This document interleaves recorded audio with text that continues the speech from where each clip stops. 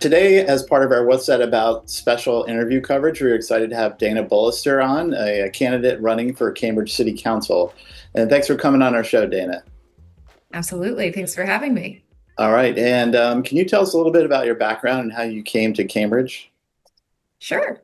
So I'm a Massachusetts person. I was born in Newton, and I made my way to Cambridge when I went to Wellesley College, studied computer science, ended up spending a huge part of my undergrad in Cambridge doing events at MIT, at various places here. And ever since then, I have fallen in love with the city. I love its diversity. I love the people here. I love the opportunities here.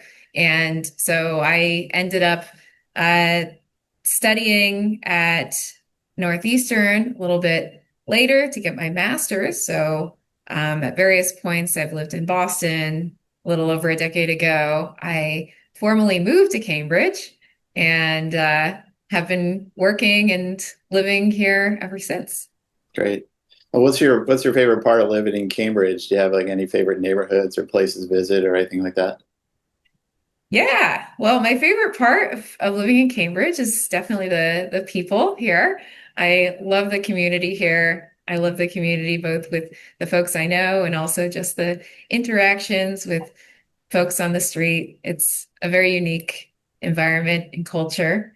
I love a lot of the businesses and areas around Cambridge as well, but one of my most favorite places in Cambridge is Riverbend Park, right Mhm. by the river. And especially in late August, which it's almost about to be, it's exceptionally beautiful. You can see all the boats and the bikers, the walkers, everyone all at once on the scene. It's beautiful. Why are you running for council? What would be your highest priority, or if you're going to have a signature issue, do you think your focus would be? Sure. So I'm running for Cambridge because I think this is a very unique place and we're living in a very unique time. I think that right now, the country and a lot of places in the world are in a state of chaos, and it's very hard to implement positive change in many ways. But here in Cambridge, we actually can, both because we're at the local level, and because we have so many resources that so many places just don't have at all. We have one of the highest concentrations of human capital, and we have one of the most progressive and open-minded cultures you're ever going to find. I mean, we were the first municipality in the entire US to award a same-sex marriage license. Mhm. And we're the birthplace of so many world-changing creative ideas, one of the birthplaces of the internet, and so many breakthroughs that have really changed lives. So I think that if there is a way to make positive change, and if that is going to happen, we have to work from the bottom right now. We have to work at the ground level, and I feel that's the local level. And so we have an opportunity here in Cambridge to do things differently and to do things right Yeah. and to try out policies that are really, really exciting that might never, ever happen in any other place. So that's why I'm running, and that's why I'm running right here. Yeah. And what would be, do you have like I know you don't have a single issue, but what do you think would be a signature issue? What is your kind of forte? Would it be on the council? Sure. Well, I'm definitely not a single issue candidate, but I can name a few issues that Yeah. I'm interested in. Um, yeah, so I think that, well, I have a set of issues that I think are emblematic of how Cambridge can continue and expand on its leadership in the country Mhm. of basically investing in equity and smarter policy making. And so, some of these issues that I'm passionate about, this time where the world seems very much anti-tolerance, anti-research, anti-science is being incredibly open to people living here. And so that factors into housing. I'm a big proponent of allowing folks who need and deserve opportunity that can be offered in Cambridge to be able to live here. Mhm. So I want to ensure that we keep Cambridge affordable for everybody. And I do think a key part of that is ensuring that we reduce some of the very unnecessary barriers to providing those homes. So that's a top issue. It always is in Cambridge, as it well should be. I also believe in sustainable transit. I think that there are really exciting initiatives that we can do to align incentives in a way that addresses both vacant storefronts and some of the challenges that we have with housing. And I also think that we can do a lot to address some of what I believe are the most important issues in governance right now, which have to do with elections. So looking at um, not not just the resources in elections, money in politics is really, really important. And I do think is a very core issue of things that need to be addressed right now, but also even thinking about voting uh, and also, thinking about on a more ongoing basis, even outside of elections, how do we better make decisions as a community that represent the whole community that's impacted by that decision and not, for example, just the folks who show up at a meeting. So that's a lot of different issues, but I think they all are on the theme of being a leader in equity and just much smarter and better policymaking. Well, let's get into that a little bit. One of the things you said was you would be looking to lower barriers to affordable housing, structural barriers. What do you have in mind when you say that? What are the barriers you would go after? Sure. Well, I am a fan of the recent ordinance that makes it possible to build multifamily housing across the city by right. I think that's really, really important. When people talk about government waste and systemic barriers to getting very much needed progress, I think one emblematic example of that is the processes by which we build homes. I think those processes should not be as long and drawn out. It should not be such a burden to provide this essential good for people. Imagine if the same thing happened if we, for farming every new piece of food. I mean, that would be crazy. Yeah. Shelter is one of these fundamental human needs. So, yes, simplifying those processes is high priority. So I assume you supported the affordable housing overlay, the removing parking minimums, the legalizing ADUs, the upzoning that just passed. Um, are there other changes, or what else would you like to see done with our housing laws to improve, the housing situation?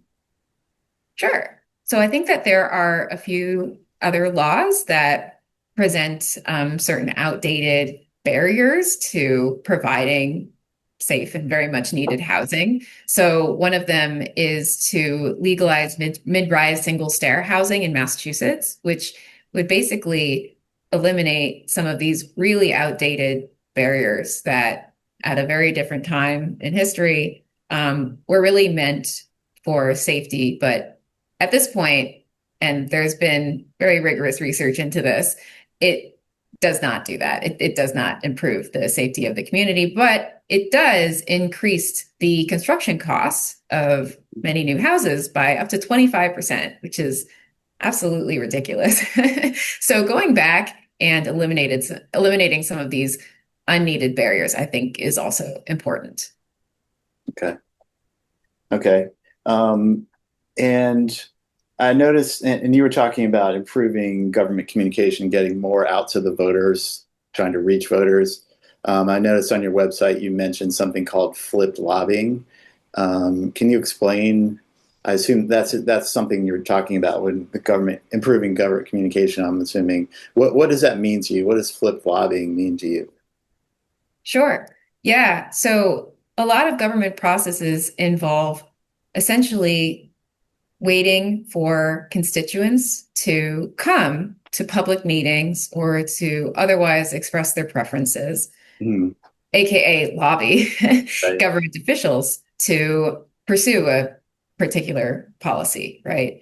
And so I think that citizens should absolutely have the right to express their views in government meetings. I think that having public comment is exceptionally important. That should be an option. So absolutely don't want to eliminate or change any of that. However, I also believe that the people who show up at public meetings and give public comment are not representative of the community as a whole, nor very often the community that is most impacted by policies that are on the table. And so that's an issue because it means that the impacted communities are not fairly represented in those discussions. And so a lot of times there will be some policy issue on the table and there will be a lot of very unrepresentative folks who can push their way and essentially dominate the conversation, which is not equitable and it's not serving the residents of the city. And Mhm. so I think that this is a process issue. I don't think that people who, only those folks who, first of all, have time to attend these public meetings, a lot of people don't. People who work at night, people who work during the day when those public meetings are during the day, for example.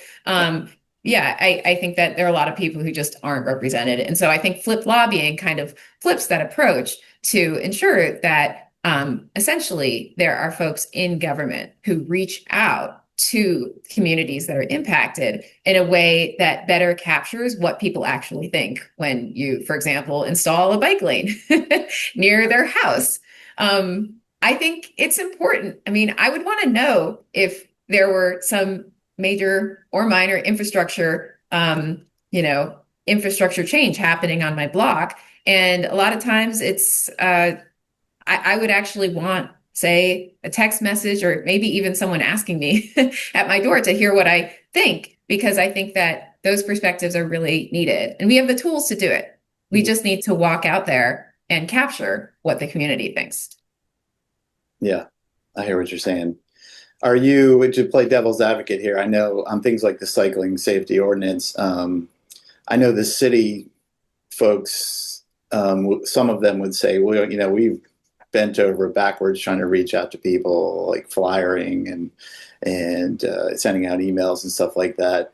Uh, um, is there is there an issue where, I'm trying to think of a question to ask here, that some of this is people flip lobbying sounds like a great thing to me. And is there like a science behind it? Is there a way to do it better than we're doing now? Yeah, yeah. So to be sure, I think that sending out flyers and doing due diligence with respect to publicizing relevant changes to the Mhm. community is a good thing to do. So I'm in support of doing that. Yeah. However, yeah, I do think that it's a process we can improve on. Mhm. So I, for example, there are multi-million dollar industries all over the world that are focused on polling. Mhm. And a lot of resources and investment has been poured in to better and accurately understanding what citizens and voters want and how they feel about certain issues. And Mhm. so there are lots of tools for doing this. And so and it really is, it's always a little bit of a judgment call, but there is a science to Yeah. it. I mean, we sample from populations all the time. And Yeah. so there are ways to do it that are rigorous, where we can say, look, we are very confident that most of the community approves of this change or is neutral toward this change. And I think that should be an element of the conversation. Whereas a lot of times it's not even there. It's just whoever's showing up at the meeting or whoever is claiming to never have received a flyer or whatever, you know? So I think sampling from the population is an appropriate thing to do. Yeah, yeah. Let's bring that around real quick to Riverbend Park issue, the closing, the opening, the closing Memorial Drive. Um, both sides claim that they, are representing the will of the people, and they had all these public meetings, including in the area, where people expressed a lot of support, and in council meetings. And then on the flip side, kind of said the same thing, like that you're not reaching our people, and the people is a disadvantaged community who doesn't want the road closed there. How can we use this as like an example case? Like, what would you do in that situation? Hey, the government is looking at closing Memorial Drive during the entire weekend.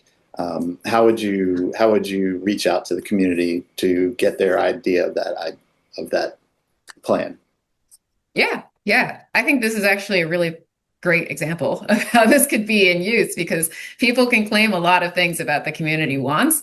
Right. Um, I think we should get to the bottom of it. Send out pollsters, send out canvassers, have people walk up to folks' doors. I mean, we don't have to do this just during election season. We don't have Mm, to wait.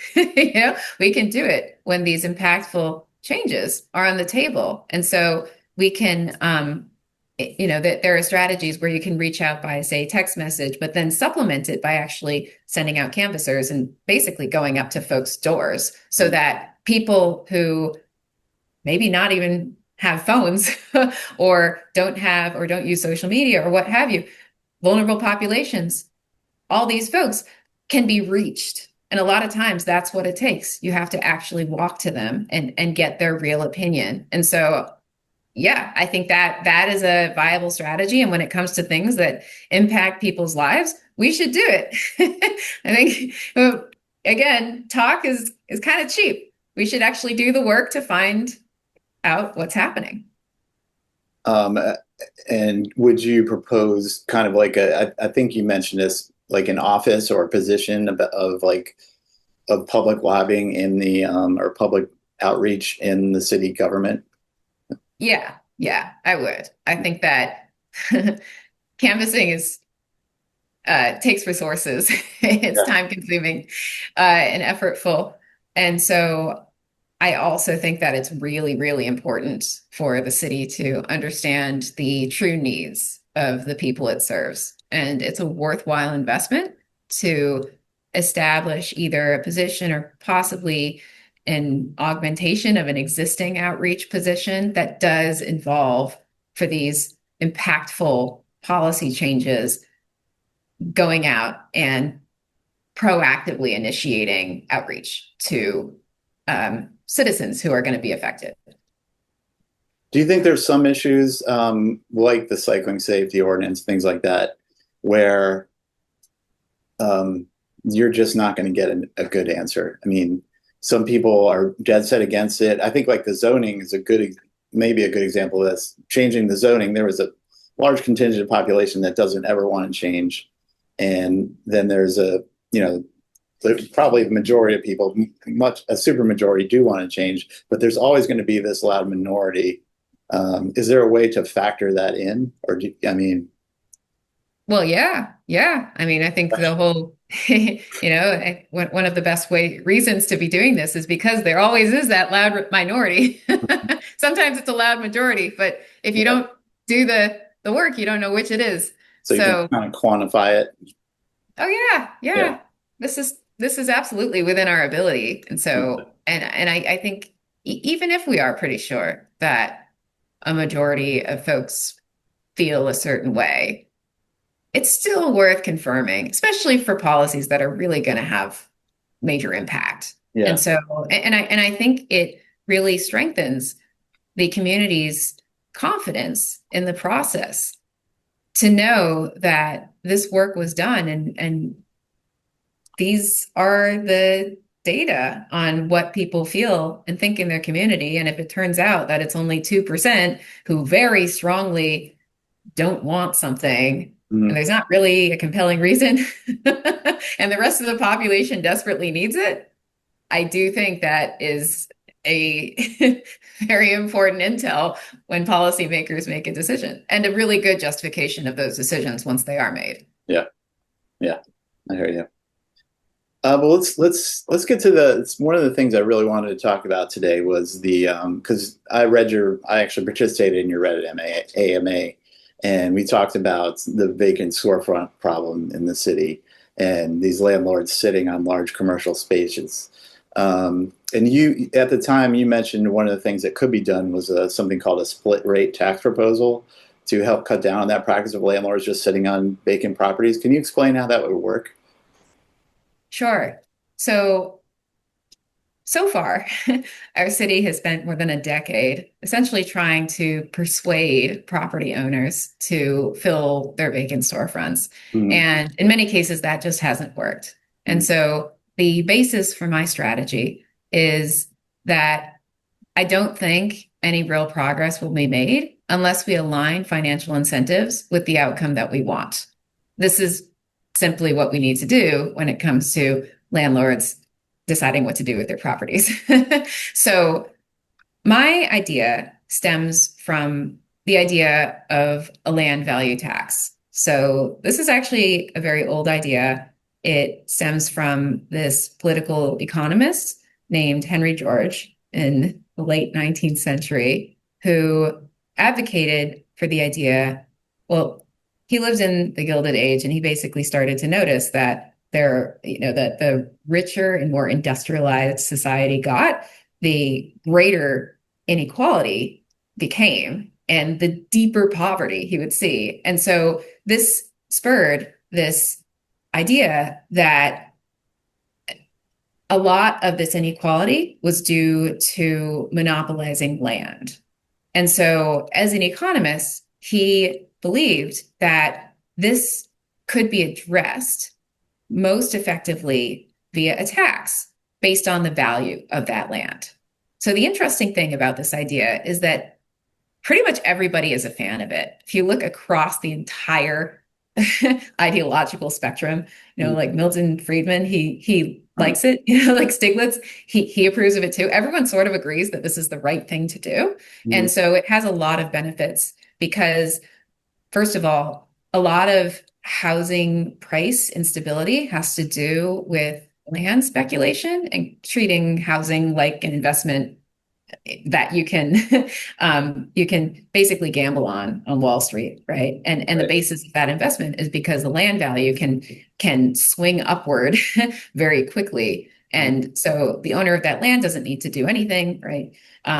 Their land value fluctuates a lot. So if you tax land based on its value, that actually corrects for a lot of this wild speculation, because if you're an owner of land, you're always going to pay a tax based on, even if your land value gets very high, you pay a tax that is proportionate to that. So that corrects it. And it also incentivizes owners of very high value land to ensure that it's put to its highest and best use. So, for example, if you have a plot of land that's just very, very valuable, it's going to be taxed at a rate proportionate to that high value. And what that means is you are greatly incentivized to ensure you have a tenant who's paying something to offset that tax. Now, that isn't as and so that's especially true in, say, commercial centers. It essentially provides a stronger financial incentive to ensure you are putting that land to value and it's not just sitting there empty. So if you ask pretty much any economist, this would be their answer to vacant storefronts, right? You have to financially incentivize what you want. The outcome that we're seeing now is sort of the inevitable outcome that we would expect, given the fact that we don't tax that way. And so folks who own these properties are incentivized a lot of times to just wait while their land passively accumulates value until there's a buyer who's willing to dump a lot of money on it, and they aren't penalized for leaving it vacant. Mhm. Whereas so my proposal is a split rate tax. And what that basically means is that instead of the current system where we're taxing based on assessed value of a property, which right now includes in part the value of the land, but also the value of the buildings and amenities and other property that sits on that land, right? So right now that assessed value is this combination of both the land value and the building value. So what I'm proposing is something that's already been tried out in different cities, including two in Pennsylvania, but you basically create a system where the rate that you tax the land can be different from the rate that you tax the buildings and amenities. So what that means is you can make the tax on land higher than the tax on the buildings. And the reason why I'm proposing a split rate tax rather than just saying, you know what, we should just abolish any taxing of buildings is because I think that I would never introduce a change that radical all at once. I think that we need to incrementally ensure that we have a stable transition to a much better financial incentive scheme. So I would propose we shift. We would actually have to petition the state. We do a home rule petition to be able to do the split rate tax rate. And then once we're able to do that, we should explore taxing the value of the land at higher rate than taxing the value of the buildings and amenities. Okay, so let's use that example, the old AMC Theater on Church Street in Harvard Square. How would that split rate tax incentivize, well, the GK Chan is the current landlord. How would that incentivize whoever it is to open that, use that as try to fill that property instead of just sitting on it for 10 years? Sure. So that property happens to be located in one of the most high value land areas in greater New England. And so the tax rate based on the land value is very high. And so, well, the quantity of that tax is very high since the land value is very high. And so by allowing a split rate tax system, we would be able to increase the rate that we tax that high value land while simultaneously potentially decreasing the rate at which we tax the buildings on top of the land, which does two things. One, it penalizes the owner for not renting out that property and offsetting that land value tax. And two, it very much lowers the disincentive for adding any improvements to the land. So if the property owner wanted to, I don't know, add a few more units or upgrade anything, that the tax on that would be lessened. And so some of the barriers to actually improving that property and making it useful would be lessened at the same time. Okay, so you as part of this proposal, you might actually increase the tax on land and decrease. So it's not just decreasing the tax on property or on buildings or on adjustments. It's also increasing the penalty for just on the land because it's sitting unused. Exactly. Yes, you're penalized for keeping land unused, especially if it's in a very high value area. Mm-hmm. Okay. That sounds great. Let's do it. Great. Yeah, no, it has been tested in Harrisburg and Allentown, cities in Pennsylvania, and it has had essentially only great results. I believe in Harrisburg, I have the stat sitting here somewhere, but they implemented a split rate tax rate in exactly the way that I described.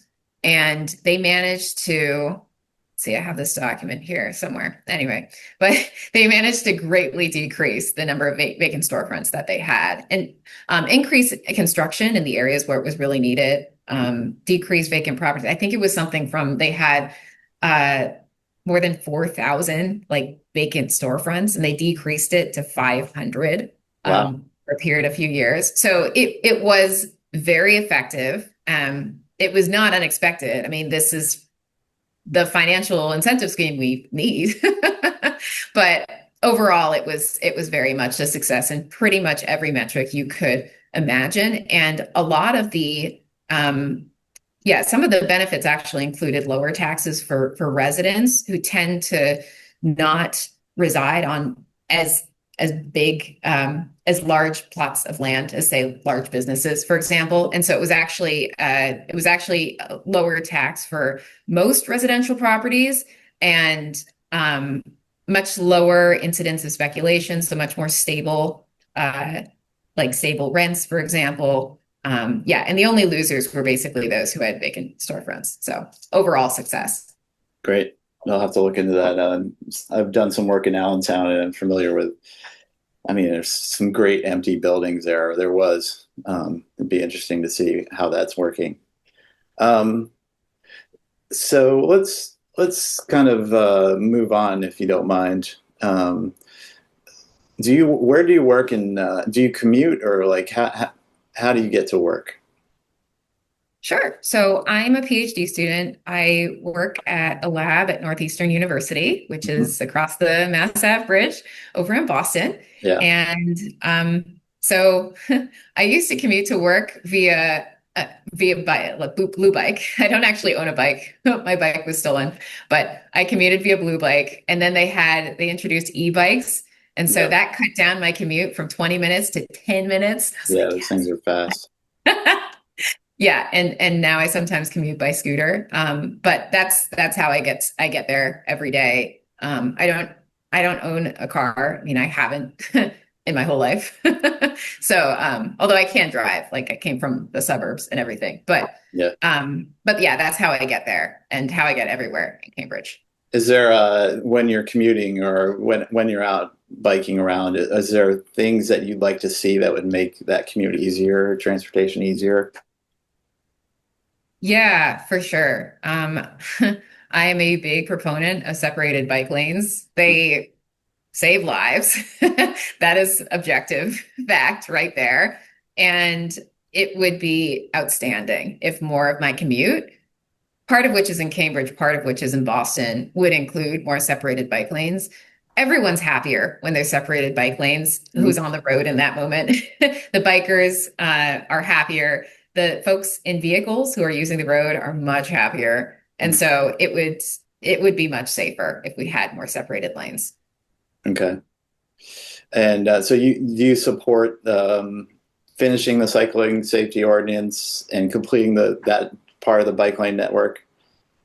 Absolutely, 100%. Hmm. I think that we should be a leader in these bike lanes, not just for the folks who use them right now, but to allow more folks to use these bike lanes. There are people who, there are families, there are commuters who very much want to use these lanes. In fact, sometimes I am hanging out in my lab and people will ask, well, how'd you get here? And I say, well, I biked. They're like, really? Is that safe?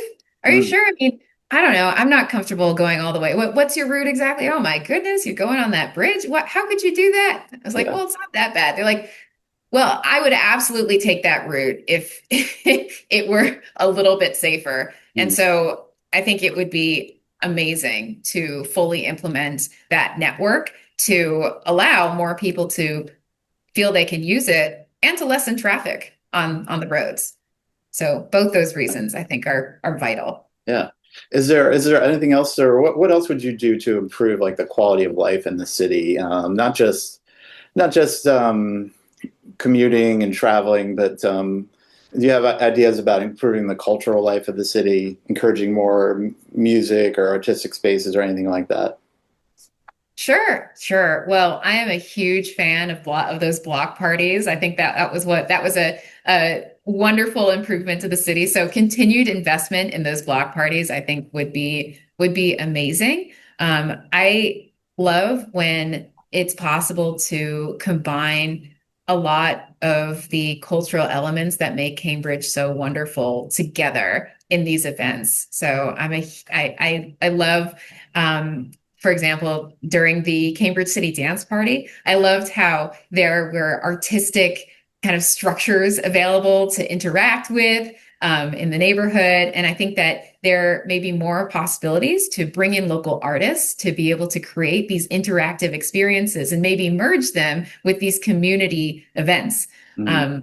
I sort of straddle a couple different communities in Cambridge. Now, I live in Central Square, but I also have have been very much involved with the kind of local innovation community off at the Cambridge Innovation Center, and every single week I go there, there are these kind of technologists, but also sometimes artists as well, who are really effective at creating these interactive, engaging sorts of experiences that help build community and are also really kind of engaging and vibrant. And so I think that if we were able to bring together these disparate communities in our city, these kind of technologists, innovators with these artists, with folks who are doing outstanding work and just building these public events to showcase vendors and essentially build on the existing connections within our city. I think there are lots of opportunities to expand what we already have. Mhm. Okay. Um, Here's a question. If you were on the council this past session, as you know, the council elects its own mayor. Is there someone you would have voted for, and why would you have voted for that person? What's the yeah? Um, I appreciate sure. Yeah, I feel like you have an answer. You've been thinking about this as well on your end, perhaps. it. Um, Yeah, yeah, no. this one comes from Reddit. Actually, I reached out for Oh, questions, and this is somebody on Reddit. I should have written down the username, but I thought it was like a good way to get at this. Yeah. sure, sure. Yeah. Um, well, there are certainly members of the council with whom I'm especially aligned, and so I would love to help support them be a leader in how we can better organize the city. So, I mean, I'm very aligned with Burhan. I think that his ideas on housing and transportation and kind of bold initiatives are really inspiring. And so he's someone that I would definitely support. Mhm. Um, yeah, I'll leave it at that. Okay. Tell me about goat grazing. That was on your website. Oh yeah. Yeah. How would that work in Cambridge? Yeah.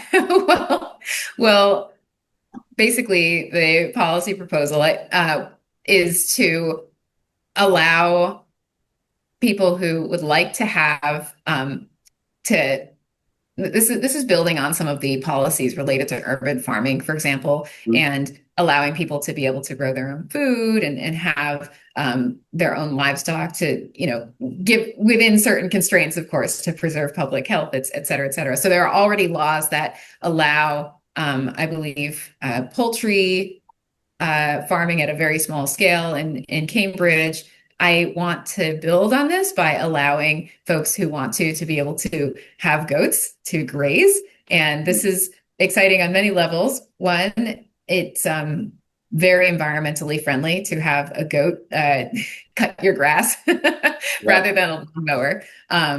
And so, yeah, basically, I want the policy framework to allow that to take place. And So these wouldn't be like government goats that you bring out to like the median. These are like private houses with goats who want to raise goats. I would start there, Yeah. although it would be pretty cool to have government goats. Yeah. I mean, wow, just bring them over to Danahy Park, Yeah. have them help out there. I'm Yeah. pro goat. Cool. Yeah. My neighbors growing up, I grew up in rural Maryland, and my neighbors had goats growing up. Um, that was fun. Yeah, yeah. I mean, it's hard not to like goats. One of my friends, yeah, was grew up outside the country, and I like to think that he was raised by a goat because kind of he's kind of from out there, but he sort of was. But yeah, Yeah. they're nice creatures. Yeah. let's see. Is there anything else that you'd like to talk about that we haven't covered, that we haven't emphasized? Anything you want to draw attention to? Sure.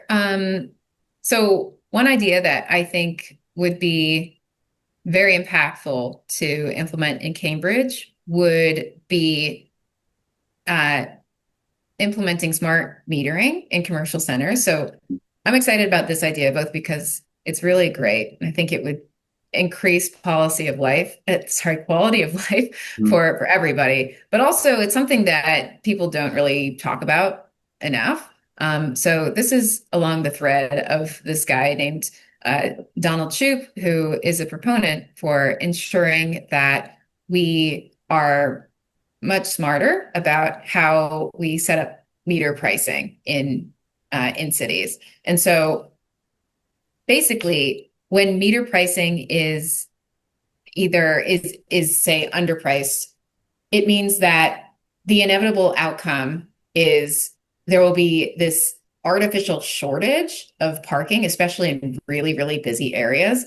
So it actually incentivizes cars when they find a spot to hoard it Mhm. way longer than they would ordinarily use it because they know they're never going to find a better spot. And I think everyone's had that experience. So Sure. while those cars are hoarding those spots, other cars are forced to circle around in perpetuity. And Mm. so there have been certain studies of commercial centers in around the US that basically found that up to 30% of traffic in these commercial areas are due not to people actually commuting, but just cars circling due to traffic. So if you cut down on cars circling, you actually can reduce traffic by 30%, which is Wow. wild. Okay. So yeah. And so the idea is that in commercial centers where there's always too much traffic, you basically make every single metered spot free for the first 15 minutes. Mm. And what that does is it allows businesses to be able to very easily have these very quick pickups and deliveries. It allows someone who needs to pick up their prescription from CVS, for example, to be able to find, first of all, like find something very close to their destination and be able to pick it up without too much trouble. And then beyond that 15-minute limit, the spaces have demand-based pricing. So what that means is that you price each meter spot so that roughly 85% of the parking spots on that block are filled at any given time, and roughly 15% are left empty. Mhm. And so what that means is that you essentially get rid of circling. You don't have this experience where you go and you can't find a spot. There's always a spot. In fact, nearly always, there's always going to be a spot on exactly the same block where you want to shop or you want to go, right? It's always going to be there. No circling. And the other outcome of this is that it's actually very, very advantageous for local businesses. So why? So first of all, pickups and deliveries are much, much easier. I mean, every single time I see a car blocking a bike lane, Yeah. it seems like it's some Amazon truck or some Right. person trying to do a delivery, and they're just desperate to do it. They don't need to stay there for long. They're just like, oh, I just need to be there for 2 minutes. So Yeah. they lock up half the street. Mm. But anyway, so this will eliminate that sort of unsafe type of desperate parking behavior. But also it's really good for businesses because people will just stop hoarding spaces longer than they need. And so if someone really wants to visit a business, they'll always be able to visit a business. The parking will always be there, but they won't stay for longer than they need. Most likely their behavior will be, they will go in, they'll either run in really quick, they'll like grab their ice cream and go, leaving space for the next customer, which honestly is a business's dream. Yeah, sure. Or they'll stay for just as long as they need to. They'll grab something at the cafe and then they'll leave and they'll make room for other customers who really, really want to shop there. And Mm. so the turnover is much, much better. Mm. So yeah, so basically there are a lot of good outcomes of the system, lots of kind of environmental outcomes, huge quality of life outcomes from people not needing to circle the block and clog the local neighborhoods from 20 minutes to find a parking spot. That's virtually eliminated. And then Yeah, and reduce traffic. So I think I mean, parking is one of the biggest pains in the city, and this would be one tweak that would make a huge impact. So you're not talking about raising revenue, though. You're talking about just making it more efficient. Um, do you think that would, is that a side effect or is that also a goal of metered parking? Oh, I'm talking about raising revenue as Okay, well. yeah, yeah. Yes. If you set pricing so that 85% of spots are full and 15% of spots are empty, if you're in the middle of Harvard Square, those are not going to be 50 cent an hour spots. But so yeah, there will be additional revenue. And I do think that that's great for the city. And I think that additional revenue can be reinvested in hyper local improvements that will hopefully make those particular blocks even more inviting for residents, even increase the walkability of those blocks, and generally invest in the city in a very great way. So, I mean, whenever anybody, you know, parking is a really important issue, and that is especially true for local businesses. And they're right. Parking is a really important issue for local businesses. And so I think that in order to make positive impact with respect to traffic and efficiently used space, we need to make sure that this plan is not just neutral to local business, it's wonderful for local business. So that's why I believe in this particular proposal. And there's a lot of research to back this up. I mean, it's been implemented in places like San Francisco and Toronto, and there's basically only positive impact. So we should be doing this basically. Okay. Is that something else we would need to do like a home rule petition for, or is that something we could do today if there was a will? I'd have to confirm on this, but I'm pretty certain this would not require a home rule petition. I mean, we set our meter pricing here, I'm pretty sure. Yeah. And so, yeah, I would need to confirm on that, but I'm fairly certain that that would not be required. Okay. Well, I do have one more question on the revenue issue. The current environment, Cambridge's budget is likely revenue is going to go down probably, or it's not going to keep increasing as it has. Biotech's going to is getting hit. We're losing international students probably, tourism. So our budget is either the things we do are either we're going to need to raise more revenue or we need to cut what we're doing. There's a lot of things that we would like to do. Do you support increasing taxes or finding other alternative methods to increase revenue? Are you kind of more like, well, as the budget, as our returns decrease, we have to cut items? How do you think we should respond in this? We're probably going into a recession right now. For sure. Yeah. No, that's a really important question. I mean, especially at the time we're at right now. Um, well, I think that whatever we decide, it needs to be a very transparent, open, community informed process. So I'm not against keeping taxes the same. I'm also not against raising them if absolutely necessary. I do think that there are situations when that would be when that would be the right thing to do. I mean, I think that if the city is really struggling, if we're having absolute crises in things like, housing or just certain social services, I'm not opposed to that as a policy tool. That said, I think that it would need to be it's something we would have to think about very deeply and do very, very deliberately. It wouldn't be something you just kind of throw out there. So yeah, I do think that there are justifications for that. I also think that there are ways that we can be very smart about how we spend money. For example, I think this does relate to the split rate tax. I think that aligns incentives in a way that can reduce the need to try and take these properties by eminent domain, which, as we've seen, can be a very expensive affair for the city. Mhm.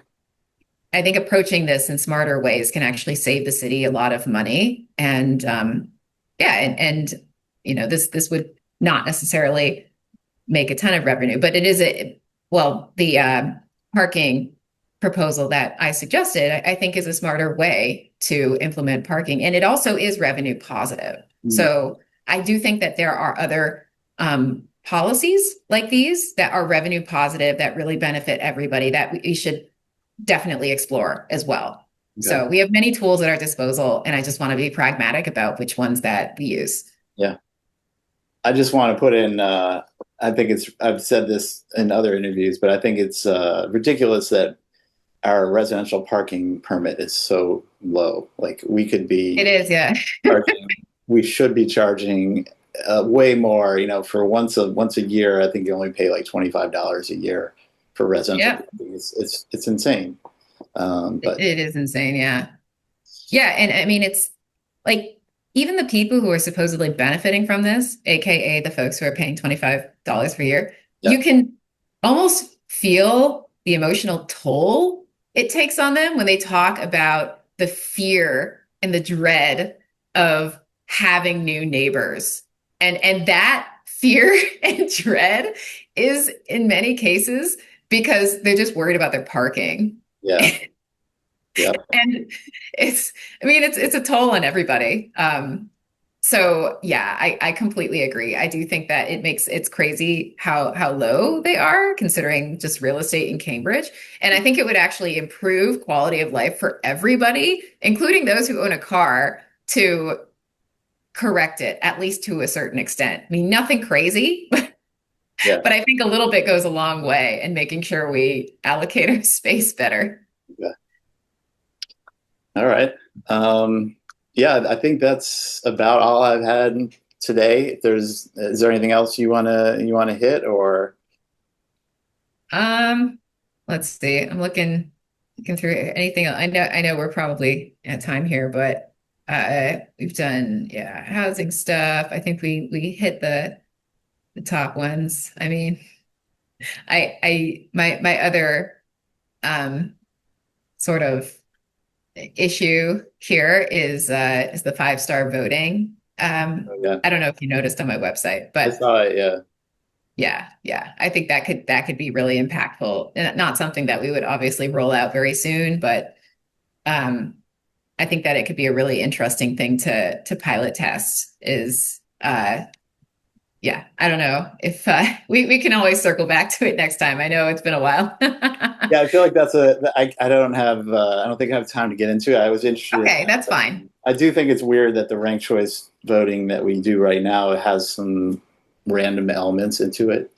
That Yeah, it's crazy. It's a wonky issue. So yeah, it's hard to make it sexy, to be honest, in a way that people want to talk about, but it's yeah. also very cool. I wouldn't mind covering it in a separate show. Maybe I'll see if you're up for talking about it another time. Okay. Yeah, yeah. Great. Yeah. Well, thank you so much for reaching out to me. And yeah, I appreciate the opportunity to talk about some of these really important issues. Yeah, thank you, Dana. Thank you for coming on and being a guest on our show, and good luck during the campaign. Absolutely. Thank you so much.